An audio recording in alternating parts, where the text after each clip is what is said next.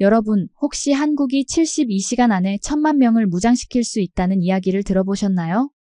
말도 안 된다고 생각하시죠? 저도 그랬습니다.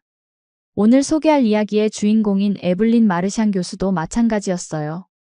프랑스 국방대학교 출신의 저명한 군사사상사 교수이자 UN 위기관리 자문관인 그녀는 평생 군대 해체론을 주장해왔습니다. 현대사회에서 군대는 시대착 오적이고 진정한 국방은 기술과 외교력에 달려있다고 믿어왔거든요. 그런 그녀가 한국을 방문한 후 완전히 달라졌습니다. 도대체 한국에서 무엇을 본 걸까요?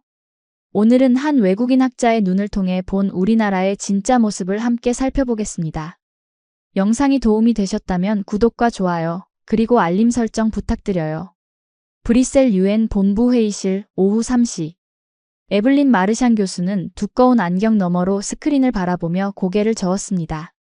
회의 테이블 위에는 동아시아 안보 상황 보고서가 펼쳐져 있었고 한국 담당 분석관이 발표를 진행하고 있었어요. 현재 한일 관계 악화로 인해 한반도 주변 긴장이 고조되고 있습니다. 특히 주목할 점은 한국이 72시간 내에 1,000만 명을 무장시킬 수 있는 동원 체계를 갖추고 있다는 것입니다. 에블린의 얼굴에 비웃음이 스쳤습니다. 52년간 살아오면서 수많은 전쟁사를 연구해온 그녀에게 이런 주장은 허황된 소리로 들렸거든요. 손을 번쩍 들어 발언권을 요청했습니다. 잠깐만요. 21세기의 국민 전체 무장이라니 말도 안 되는 얘기 아닌가요? 현대 국방은 첨단 무기와 소수 정예 부대가 핵심입니다. 수백만 명을 무장시킨다는 건 비현실적이에요. 회의실이 조용해졌습니다. 에블린은 계속해서 자신의 논리를 펼쳤어요. 그녀가 평생 연구해온 이론에 따르면 현대전은 고도로 전문화된 소수의 전문가들이 첨단 장비로 수행하는 것이 효율적이었거든요. 프랑스군도 지난 20년간 그런 방향으로 개편되어 왔고 나토 역시 같은 철학을 따르고 있었습니다. 저는 30년간 군사학을 연구해왔습니다. 민간인을 전투원으로 활용한다는 발상 자체가 시대착 오적이죠. 게다가 한국 같은 선진국에서 그런 원시적인 전략을 쓴다는 게 믿어지지 않아요. 스위스나 이스라엘처럼 특수한 지정학적 환경이 아닌 이상 말이에요. 그때 스크린에 영상 하나가 재생되기 시작했습니다. 서울 시내 민방위 훈련 현장이었어요. 에블린은 처음엔 대수롭지 않게 바라봤지만 점점 표정이 굳어졌습니다. 수만 명의 시민들이 신호 한 번에 질서정연하게 움직이는 모습, 각자의 역할을 정확히 알고 있는 듯한 자연스러운 동작들이 화면에 담겨 있었거든요. 특히 놀라운 건 시민들의 표정이었습니다. 공황 상태나 혼란이 아니라 마치 수년간 반복해온 일상처럼 차분하고 능숙하게 움직이고 있었어요. 건물마다 대피 경로가 명확했고 교통정리를 하는 사람들의 손짓도 군대식 수신호와 유사했습니다. 이상하네요. 에블린이 중얼거렸습니다. 단순한 대피 훈련치고는 너무 체계적이에요. 마치 실제 전시 상황을 가정한 것 같은데요.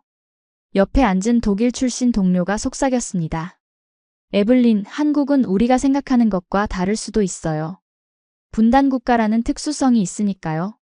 직접 가서 확인해보는 게 어떨까요? 에블린은 여전히 회의적이었습니다. 아니에요. 제가 봐온 수많은 나라들과 별반 다르지 않을 거예요. 한국도 결국 미국의 우산 아래 있는 평범한 동맹국일 뿐이죠. 이런 훈련은 그냥 형식적인 거겠어요. 하지만 그날 밤 에블린은 잠을 이루지 못했습니다. 계속해서 그 영상이 머릿속에 맴돌았거든요. 특히 시민들의 눈빛이 기억에 남았어요. 공포나 혼란이 아닌 마치 무언가를 이미 알고 있다는 듯한 차분함과 결연함이 있었습니다. 그건 에블린이 지금까지 어떤 나라에서도 본 적 없는 모습이었어요. 일주일 후 에블린은 인천공항에 발을 디뎠습니다. UN 본부에서 급하게 승인받은 현장 조사였어요. 직접 확인하지 않고는 보고서를 쓸 수 없다는 게 그녀의 명분이었지만 사실 내심 궁금함을 참을 수 없었던 거죠. 30년간 군사학을 연구하면서 쌓아온 자신의 이론에 균열이 생기기 시작했거든요. 서울 시내로 향하는 택시 안에서 에블린은 창밖을 유심히 관찰했습니다. 다른 대도시들과 별다를 바 없어 보였어요. 고층 빌딩들이 즐비하고 사람들은 바쁘게 걸어다니고 있었습니다. 파리나 런던의 시민들과 크게 다르지 않은 모습이었죠. 역시 과장된 보고서였나 보다는 생각이 들었습니다. 택시기사가 영어로 말을 걸어왔어요. 어디서 오셨어요? 프랑스요? 아, 좋은 나라죠. 저도 젊었을 때 포병대에서 프랑스제 곡사포 써봤거든요. 에블린은 깜짝 놀랐습니다. 평범해 보이는 50대 택시기사가 군사 무기에 대해 자연스럽게 이야기하는 모습이 신기했거든요. 프랑스에서는 퇴역 군인이라고 해도 일반인들 앞에서 무기 이야기를 하는 경우가 드물었는데 말이에요. 지금도 각도 계산은 머릿속에 남아있어요. 습관이 되면 잊어지지 않거든요. 택시기사가 웃으며 말했습니다. 다음 날 아침 에블린은 서울 중구청에서 주관하는 민방위 훈련에 참관자로 참석했습니다. 구청 담당자는 친절하게 설명해 주었어요. 오늘은 정기 훈련입니다. 매월 실시하고 있고 시민들도 익숙해져 있어요. 오전 10시 사이렌이 울리자 놀라운 일이 벌어졌습니다. 복잡한 서울 도심이 순식간에 정리되기 시작한 겁니다. 횡단보도를 건너던 사람들은 가장 가까운 건물로 들어가고 차량들은 질서정연하게 도로 한편으로 정렬했어요. 마치 거대한 오케스트라가 지휘자의 신호에 맞춰 연주하는 것 같았습니다. 어떻게 이런 일이 가능하죠? 에블린이 옆에 서 있던 구청 직원에게 물었습니다. 시민들이 모두 알고 있거든요. 어릴 때부터 학교에서 배우고 직장에서도 정기적으로 훈련하니까요. 이건 그냥 일상이에요. 에블린은 더욱 놀랐습니다. 훈련이 끝난 후 시민들의 모습을 보니 아무도 불평하거나 귀찮아하지 않았어요. 오히려 당연한 일을 마친 듯 각자의 일상으로 돌아가고 있었습니다. 이런 모습은 에블린이 지금까지 본 어떤 나라에서도 볼 수 없었던 광경이었어요. 이건 단순한 훈련이 아니야. 에블린이 혼자 중얼거렸습니다. 이들은 이미 준비되어 있어. 하지만 뭘 위해서일까? 그날 오후 에블린은 시내 곳곳을 걸어다니며 사람들을 관찰했습니다. 표면적으로는 평범한 시민들이었지만 뭔가 다른 점이 있었어요. 걸음걸이, 자세, 그리고 무엇보다 눈빛에서 느껴지는 각성된 의식 같은 건 말이죠. 다음 날 에블린은 강남의 한 소프트웨어 회사를 방문했습니다. 한국의 현대적인 면모를 확인하고 싶었거든요. 회사 로비에서 대기하던 중 직원들의 대화가 우연히 들려왔어요. 이번 주말에 예비군 훈련 있다면서요? 네, 전차 조종 교육이에요. 오랜만이라 설레네요. 에블린은 귀를 기울였습니다. 30대로 보이는 깔끔한 정장 차림의 회사원이 전차 조종에 대해 이야기하고 있었거든요. 이상했어요. 프랑스에서는 일반 회사원이 전차를 운전할 일이 거의 없는데 말이죠. 면담이 시작되자 에블린은 직접 물어봤습니다. 혹시 직원분들 중에 군 경험이 있는 분들이 많나요? 개발팀장인 김민수가 웃으며 대답했습니다. 거의 다 있죠. 저는 전차 조종병 출신이고 옆에 박 대리는 포병, 이 과장은 공병이었어요. 농담 삼아 우리 회사에서 전차 소대 하나는 만들 수 있다고 하거든요. 전차 조종 경험이 개발 업무에 도움이 되나요? 에블린이 궁금해했습니다. 생각보다 많이 도움돼요. 복잡한 시스템을 단순하게 정리하는 능력, 급박한 상황에서의 판단력, 그리고 팀워크 같은 것들이요. 특히 게임 개발할 때 물리 엔진이나 시뮬레이션 부분에서는 실제 경험이 큰 자산이 되거든요. 김민수는 컴퓨터를 켜서 개발 중인 게임을 보여줬습니다. 놀랍게도 실제 전차의 조작감과 거의 흡사한 시뮬레이션이었어요. 실제로 운전해본 사람이 만들어야 이런 디테일이 나와요. 에블린은 점점 혼란스러워졌습니다. 이건 단순히 예비군 제도의 문제가 아니었어요. 사회 전체가 군사적 경험을 자연스럽게 흡수하고 활용하는 시스템을 갖추고 있었거든요.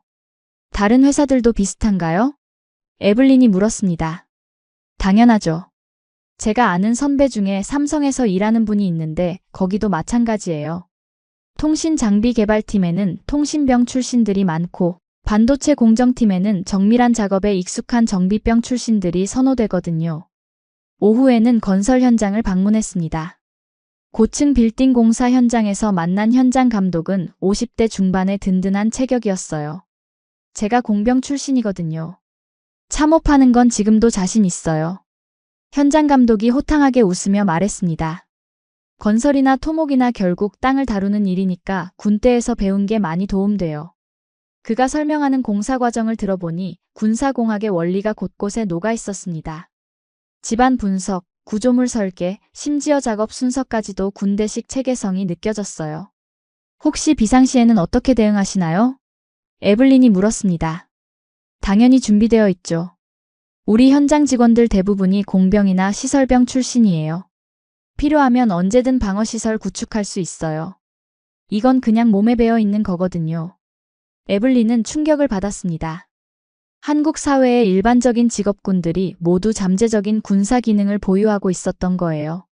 이건 그냥 예비군 제도 수준이 아니라 사회 전체가 하나의 거대한 군사 조직처럼 구성되어 있다는 뜻이었습니다. 에블린은 한국에 온 지 일주일째 서울 지하철을 타고 출근길 시민들을 관찰하기 시작했습니다. 아침 8시 2호선 지하철은 세계 어느 대도시와 마찬가지로 붐볐지만 뭔가 다른 점이 있었어요. 혼잡한 상황에서도 질서가 유지되는 방식이 독특했거든요.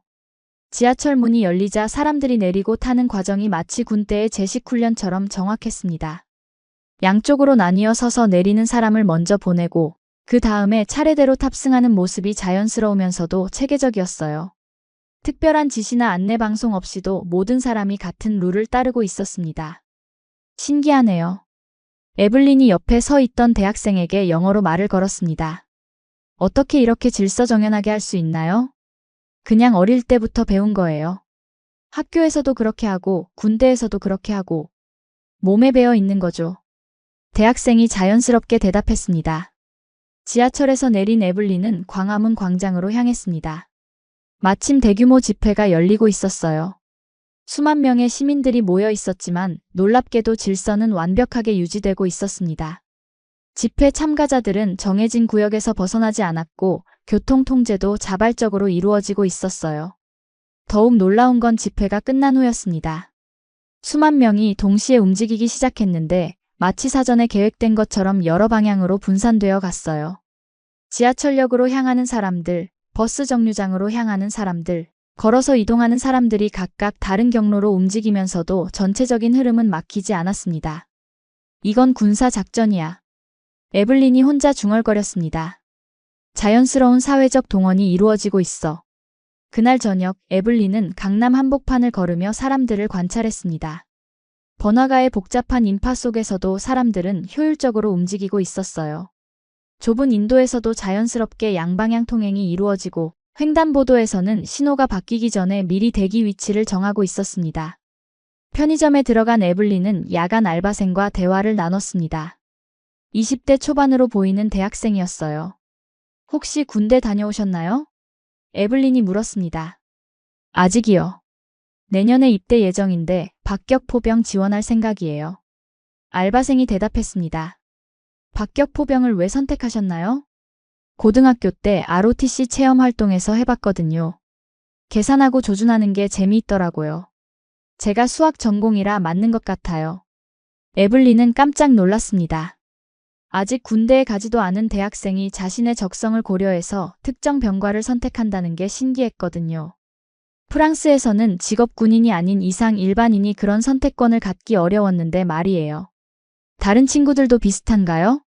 네, 다들 자기가 잘할 수 있는 걸 생각해서 정해요.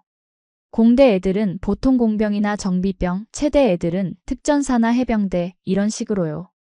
그냥 2년 보내는 게 아니라 뭔가 배우고 오려고 하거든요.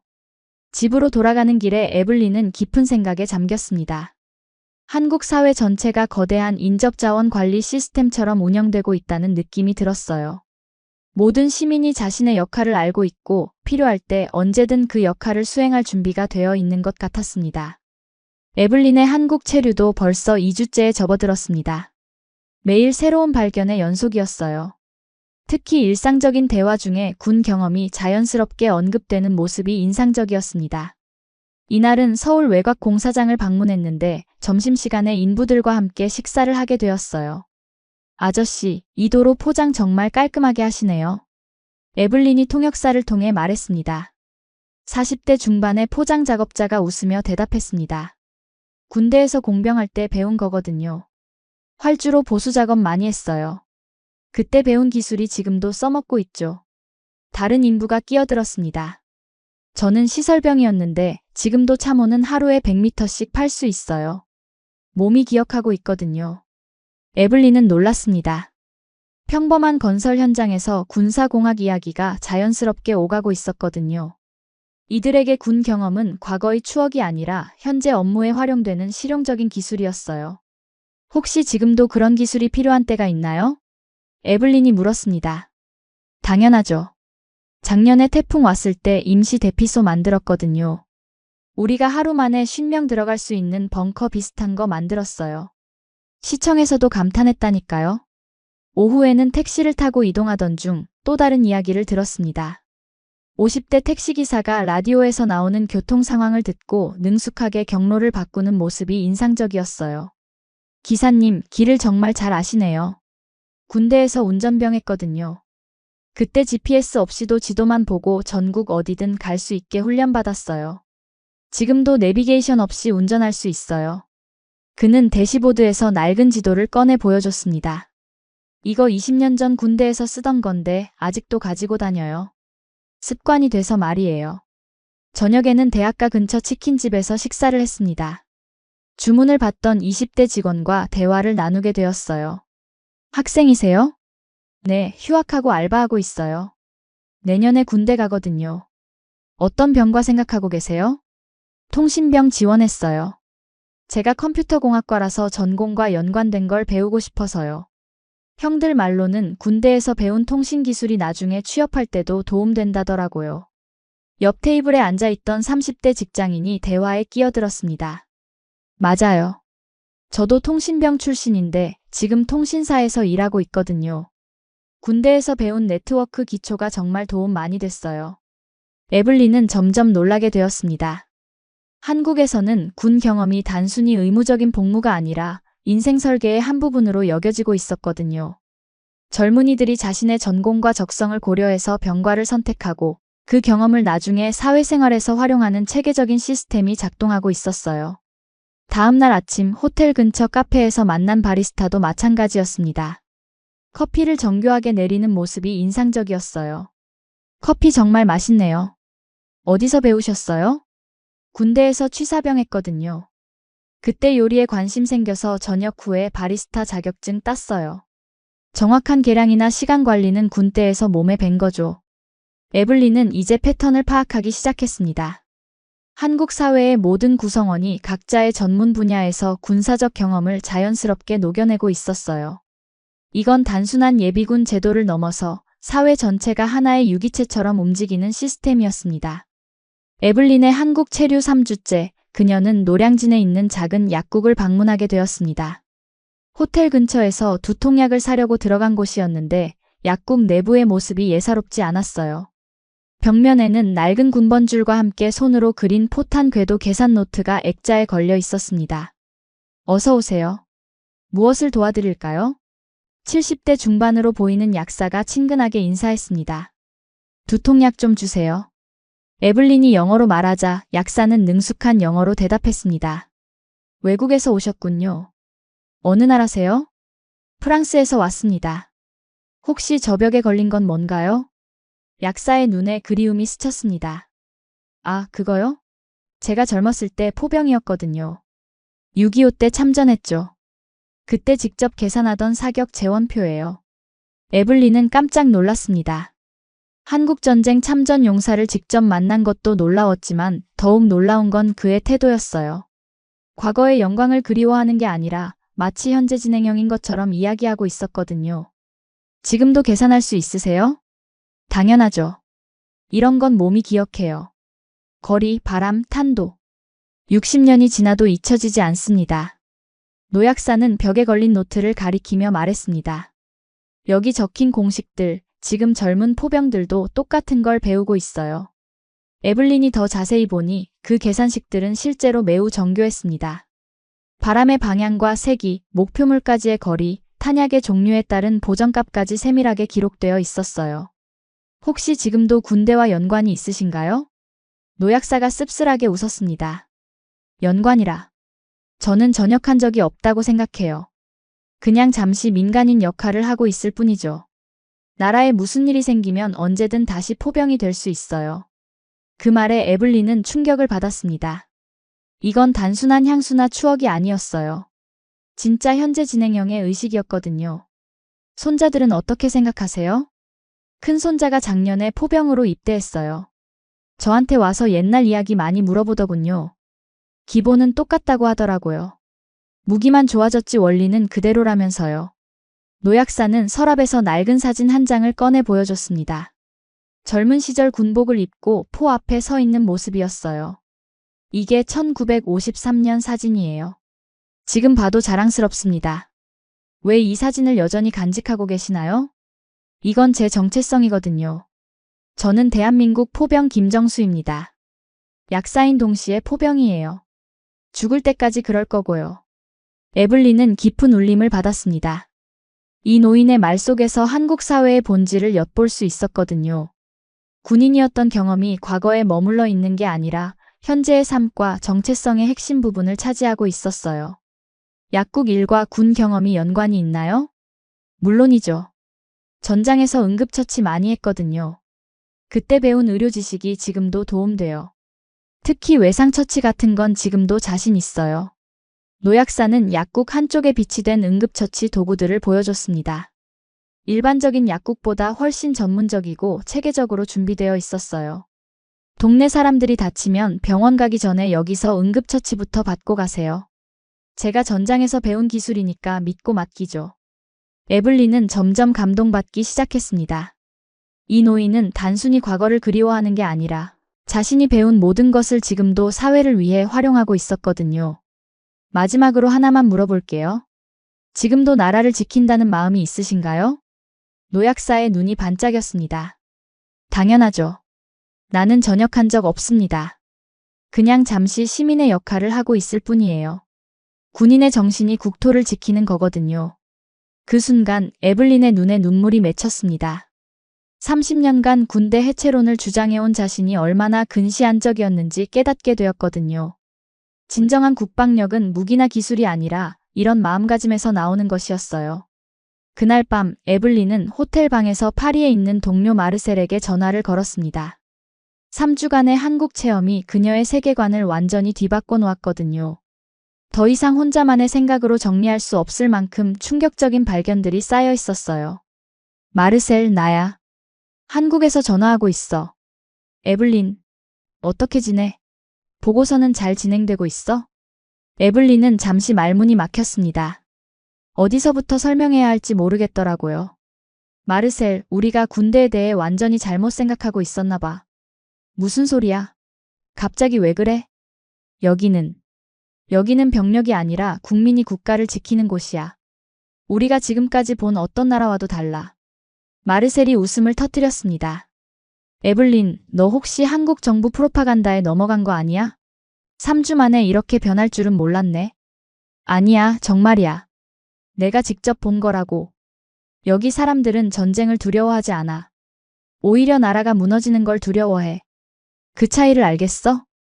에블린은 3주간 겪었던 일들을 차근차근 설명하기 시작했습니다. 민방위 훈련에서 본 시민들의 모습, 일상 대화에서 자연스럽게 나오는 군 경험들, 그리고 오늘 만났던 노약사의 이야기까지 말이에요. 마르셀, 프랑스에서 70살 노인이 나는 아직 군인이다라고 말할 수 있어? 그것도 자랑스럽게? 그건 불가능하지. 우리 사회에서는 군 경험을 자랑하는 게 오히려 이상하게 여겨지잖아. 바로 그거야. 우리는 평화를 위해 군대를 멀리했지만 한국은 평화를 위해 모든 국민이 군인이 되었어. 접근 방식이 정반대인 거야. 에블린은 창밖으로 보이는 서울의 야경을 바라보며 계속 말했습니다. 여기서는 택시기사가 포병 출신이고 편의점 알바생이 박격 포병을 꿈꾸고 건설 인부가 참호를 파고 바리스타가 군대식 정확성으로 커피를 내려. 이게 뭘 의미하는지 알겠어? 좀 과장된 거 아니야? 전혀 과장이 아니야. 이건 사회 전체가 하나의 군사 조직처럼 작동한다는 뜻이거든. 하지만 억압적이지 않아. 오히려 자발적이고 자연스러워. 마르셀이 진지해졌습니다. 그래서 결론이 뭐야? 우리도 그렇게 해야 한다는 거야? 아니야. 우리는 할 수 없어. 이건 한국만의 특수한 상황에서 나온 거거든. 분단이라는 현실, 그리고 그 현실을 받아들이고 적응해온 70년의 역사가 만든 거야. 에블린은 잠시 말을 멈췄다가 이어갔습니다. 마르셀, 나는 지금까지 평화를 잘못 이해하고 있었어. 평화가 전쟁의 부재라고 생각했는데 여기서는 평화가 전쟁에 대한 준비야. 무슨 뜻이야? 여기 사람들은 전쟁을 원하지 않아. 하지만 전쟁이 와도 두렵지 않아. 왜냐하면 모든 국민이 이미 준비되어 있거든. 그 준비 자체가 평화를 지키는 힘이 되는 거야. 전화 너머로 마르셀의 한숨이 들렸습니다. 에블린, 너 정말 많이 변했구나. 3주 전에 너라면 절대 그런 말 안 했을 텐데. 맞아. 나도 놀라고 있어. 30년간 쌓아온 내 이론이 3주 만에 무너졌거든. 하지만 이상하게 기분이 나쁘지 않아. 오히려 뭔가 중요한 걸 발견한 것 같아. 그래서 보고서는 어떻게 쓸 거야? 에블린이 깊게 숨을 들이쉬었습니다. 솔직하게 쓸 거야. 한국은 우리가 이해할 수 있는 범주를 벗어난 나라라고. 그리고 그들만의 방식으로 평화를 만들어가고 있다고. 전화를 끊은 후 에블린은 노트북을 켜고 보고서 작성을 시작했습니다. 하지만 첫 문장부터 막막했어요. 어떻게 이 놀라운 경험을 객관적인 보고서로 담아낼 수 있을까요? 한 달 후 브뤼셀 유엔 본부. 에블린 마르샹 교수는 같은 회의실에서 자신의 보고서를 발표하고 있었습니다. 한 달 전과는 완전히 다른 사람이 된 것 같았어요. 차분하지만 확신에 찬 목소리로 이야기를 이어갔습니다. 여러분, 한국은 단순히 군대를 가진 나라가 아닙니다. 국민 전체가 전시 편제가 가능한 시스템을 몸에 새긴 나라입니다. 회의실이 조용해졌습니다. 참석자들은 에블린의 변화에 놀라고 있었거든요. 평생 군대 해체론을 주장해온 그녀가 정반대의 이야기를 하고 있었으니까요. 처음에 저도 믿을 수 없었습니다. 하지만 한 달간 직접 보고 경험한 결과 한국의 국방력은 우리가 이해하는 기존의 개념을 완전히 뛰어넘습니다. 에블린은 준비해온 자료들을 하나씩 제시했습니다. 민방위 훈련 영상, 시민들과의 인터뷰 내용, 그리고 각계각층에서 만난 사람들의 이야기까지 모든 것이 체계적으로 정리되어 있었어요. 택시기사가 포병 출신이고 건설 인부가 공병 경험을 활용하며 70대 노인이 여전히 자신을 군인이라고 생각합니다. 이건 단순한 예비군 제도가 아니라 사회 전체가 하나의 국방 시스템으로 작동한다는 의미입니다. 한 참석자가 손을 들었습니다. 교수님, 그렇다면 우리도 그런 시스템을 도입해야 한다는 말씀인가요? 에블린이 고개를 저었습니다. 아닙니다. 이건 복사할 수 있는 제도가 아니에요. 70년간의 분단 현실과 그에 대한 적응 과정에서 자연스럽게 형성된 독특한 문화입니다. 다른 나라가 인위적으로 만들 수 있는 것이 아니죠. 그렇다면 우리가 배울 수 있는 점은 무엇인가요? 에블린의 눈에 깊은 통찰이 스쳤습니다. 평화란 준비된 자의 권리라는 것입니다. 한국인들은 전쟁을 원하지 않지만 전쟁이 와도 흔들리지 않을 준비를 갖추고 있어요. 그 준비 자체가 평화를 지키는 가장 강력한 힘이 되는 거죠. 회의실이 다시 조용해졌습니다. 참석자들은 에블린의 말을 곱씹어보고 있었어요. 기존의 평화 개념과는 완전히 다른 관점이었거든요. 저는 30년간 군대 없는 평화를 꿈꿔왔습니다. 하지만 한국에서 깨달았어요. 진정한 평화는 전쟁의 부재가 아니라 전쟁을 막을 수 있는 힘을 갖추는 것이라는 걸 말이죠. 에블린은 마지막 슬라이드를 넘겼습니다. 노량진 약국에서 만났던 김정수 할아버지의 사진이 나타났어요. 이분은 70년 전 한국전쟁에 참전한 포병 출신입니다. 지금은 약사로 일하고 계시지만 여전히 자신을 군인이라고 생각하세요. 나는 전역한 적 없다. 그냥 잠시 시민의 역할을 하고 있을 뿐이라고 말씀하셨어요. 에블린의 목소리가 떨렸습니다. 이 한마디가 한국의 모든 것을 설명해 줍니다. 그들에게 국방은 군대만의 일이 아니라 모든 국민의 일이에요. 그리고 그 의식이 바로 한국을 지켜온 진짜 힘입니다. 발표가 끝나자 회의실이 숙연해졌습니다. 에블린은 자리에 앉으며 창밖을 바라봤어요. 브뤼셀의 평화로운 풍경이 보였지만 이제는 그 평화가 얼마나 연약한 것인지 알 수 있었습니다. 그날 저녁 에블린은 자신의 연구실에서 새로운 논문을 쓰기 시작했습니다. 제목은 공동체형 안보 철학 한국 사회에서 배우는 평화의 새로운 정의였어요. 30년간 주장해온 군대 해체론을 완전히 뒤엎는 내용이었지만 이상하게 마음이 편했습니다. 진실을 발견했으니까요. 한국에서 배운 진짜 국방력의 의미를, 그리고 평화를 지키는 진정한 방법을 말이죠.